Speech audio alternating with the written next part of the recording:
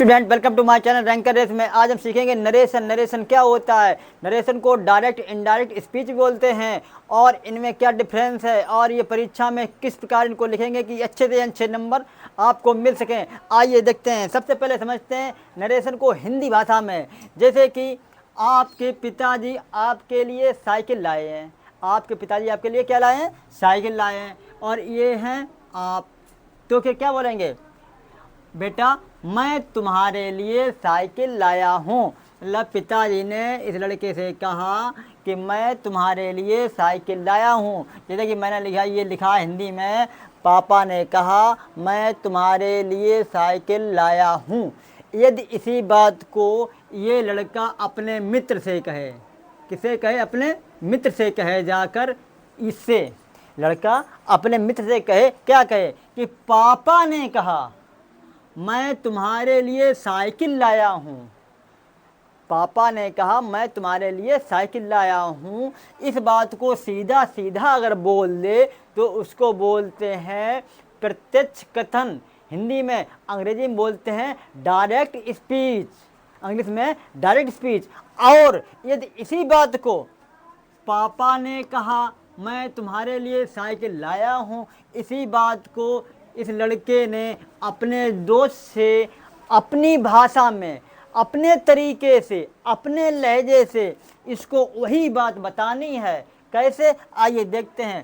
पापा, अब इसने कहा जाके, यहाँ पे क्या कहा इसने जाके, पापा ने बताया, इसने कहा अपने दोस्त से, पापा ने बताया कि वह, यानी वह मतलब कौन, पिताजी, वह मेरे लिए, मतलब इसके लिए, यहाँ पे लिखा तुम्हारे लिए कह रहे, यहाँ पे मेरे लिए साइकिल लाए थे, यानी कि साइकिल लाए थे। पापा ने बताया कि वह मेरे लिए साइकिल लाए थे, यानी कि जो बात लाए वाली कही गई थी वो अब हो गई है पास्ट, काफ़ी पास्ट हो गई है। इसलिए यहाँ पर जो परिवर्तन हुए हैं तो इसको बोलते हैं डायरेक्ट स्पीच से इनडायरेक्ट स्पीच में परिवर्तन। इन्हीं परिवर्तन को सीखने के लिए पूरा हमारा नरेशन डायरेक्ट इनडायरेक्ट जो टॉपिक बना हुआ है हमारे बोर्ड परीक्षाओं में आता है, यही तो होते हैं कथन। और इनको अंग्रेजी में डिटेल से समझने के लिए अब हम इससे बोर्ड पर चलते हैं और आइए समझते हैं। ये देखिए लिखा है नरेशन। नरेशन मीन होता है कथन और इसको और नाम से जानते हैं स्टेटमेंट, हिंदी में इसी के ये दो भाग होते हैं। कितने भाग होते हैं, दो भाग होते हैं। उसको एक बात को ज्यों का त्यों बोल दो, जैसा कहा गया है वैसा का वैसा बोल दो, या उसको अपने तरीके से आकर बताओ। जैसे अब ये देखिए, इसको पहले को बोल डायरेक्ट स्पीच और इसको इनडायरेक्ट स्पीच। अब आइए देखते हैं, यहाँ पर जो लिखा है, हमने लिखा है ही सेड, उसने कहा, कामा, यहाँ पे लगे कामा, यहाँ पे इन्वर्टेड कामा बिगिन का ये चिन्ह होता है, यहाँ से कामा शुरू और यहाँ पे लास्ट में कामा ये बंद। ये क्या होता है, ये डायरेक्ट स्पीच की पहचान है कि ये डायरेक्ट स्पीच होगा। आई एम रीडिंग बुक, मैं पुस्तक पढ़ रहा हूँ, तो ये हमारा वाक्य क्या हो गया है, डायरेक्ट स्पीच। और इसके दो भाग होते हैं। कितने भाग होते हैं, दो भाग होते हैं। अब सर दो भाग क्यों होते हैं, वो इसलिए होते हैं कि जब ये बात कही जाती है इसमें दो क्लाउज होते हैं। अब सर ये क्लाउज क्या होता है, क्लाउज का मतलब होता है उसमें एक हो सब्जेक्ट और एक हो वर्ब, एक सब्जेक्ट और एक वर्ब जो होती है तो वहाँ पर बन जाता है हमारा एक क्लाउज। तो इस वाक्य में दो जगह है, एक he said, I am reading, तो यहाँ पर दो क्लाउज हैं, एक ये क्लाउज है और एक ये क्लाउज है।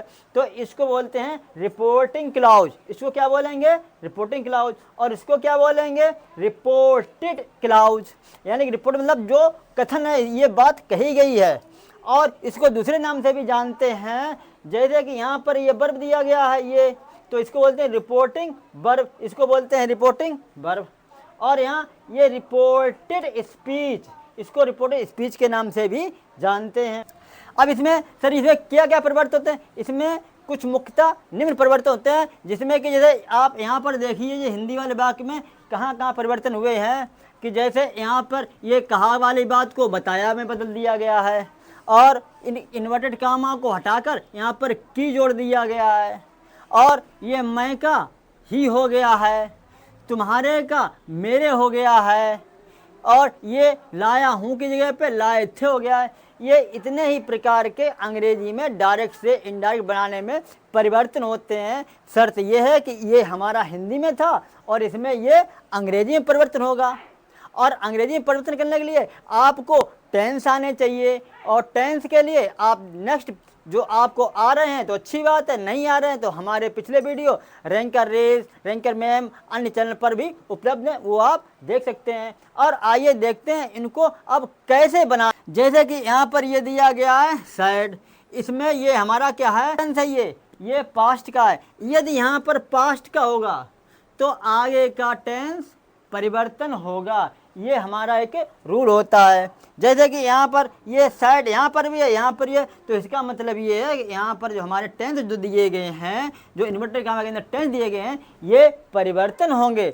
और आइए देखते हैं, यदि ऐसा ना हो सर तो क्या होगा। हाँ, इसमें भी है। इसमें क्या है, जैसे कि ये से, सेज, सैड, बिल, यदि ये वाले वाक्य यहाँ पर दिए हैं से, सेड, प्रेजेंट इंडेफिनिट में, यदि जो पास्ट में दिया गया है, यदि ये प्रेजेंट में हो या फ्यूचर में हो तो आगे वाले के जो वाक्य होता है उसके टेंस में कोई परिवर्तन नहीं होते हैं। क्या सर, कोई परिवर्तन? हाँ, नहीं होते हैं। यहाँ पर ये सेज दिया होता, ये टेंस इसमें जो कौन दिया है, पास्ट दिया, या प्रेजेंट में होता या फ्यूचर में होता, तो आगे के जो टेंस होते हैं इस वाले वाक्य में, इसमें कोई परिवर्तन नहीं होता है। और यहाँ पर सैड, जैसे ये सैड लिखा है, से लिखा हो, सेज लिखा हो, विल से लिखा हो, सेल से लिखा हो, कहाँ पर,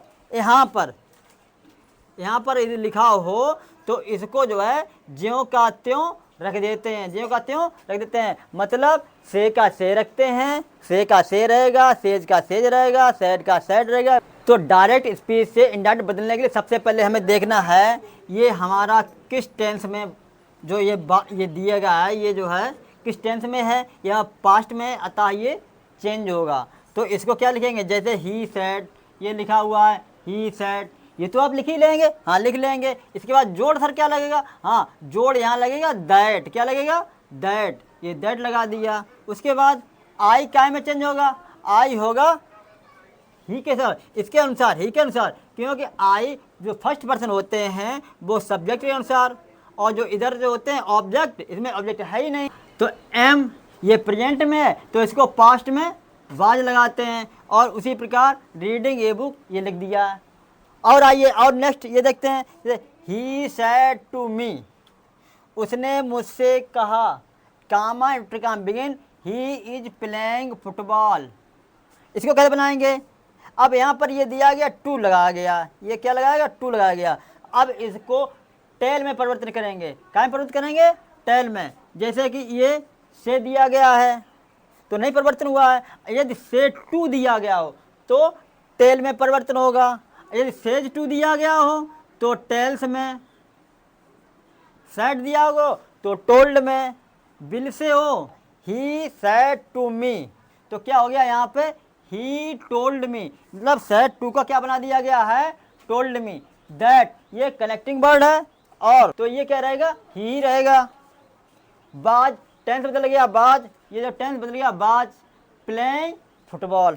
और अन्य देते हैं, हाँ, Rahul said to his brother inverted comma begin, I ate an apple. इसको जो है इनडायरेक्ट में बदलेंगे, क्या में बदलेंगे, इनडायरेक्ट में। तो क्या होगा, राहुल का हमने क्या लिख दिया है, राहुल लिख दिया है, सैड टू का क्या लिख दिया है, टोल्ड लिख दिया है, हिज ब्रदर का हिज ब्रदर ही रहेगा, हिज ब्रदर। उसके बाद दैट हमने जो है करेक्टिंग वर्ड ये हटाकर, ये कामा टू काम हटाकर, तो यहाँ पे क्या लगा दिया गया है, दैट।